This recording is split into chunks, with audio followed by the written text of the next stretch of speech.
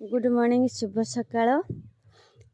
देखंतु सांग माने बहुत दिन अपेक्षार अंत घटी। आज सकाळ सकाळ मु छात उपरकू आसला बेलू माने देखि पारुथिबे मु केते खुशी होई अछि।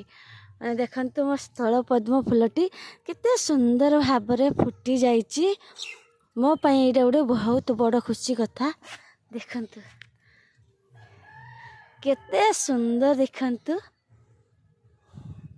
केते सुंदर, देखंतु बहुत सुंदर फुटी जाइछि मोर स्थल पद्म फूलटी। आ गछ भी केते छोट देखि पारथिबे, गछ भी बहुत छोट। बहुत दिन मु देखुतली केबे फुटिबो कढ़ आसीतिला, किंतु सकाळ हठात आसला बेलकू गछर फूलटी फुटी अछि। कि सुंदर लागिला। देखंतु एते जल्दी, एते छोट गछर एते जल्दी फूल केमिति आसला आपण जानि जंती। मो बगीचा रे गार्डन ले जते भी गछ अछि मु किछि दिएनी, बेसी करी निम पड़िया आउ गोबर खत आउ सरस पड़िया एतिक ही दिए, अधिक नुहे। अल्प अल्प करी सब मासटारे 2 थर 3 थर करिकी दिए।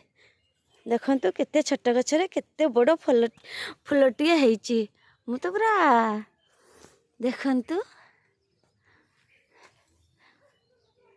हीरा मोती माणिकठू भी मोर अति प्रिय फूल।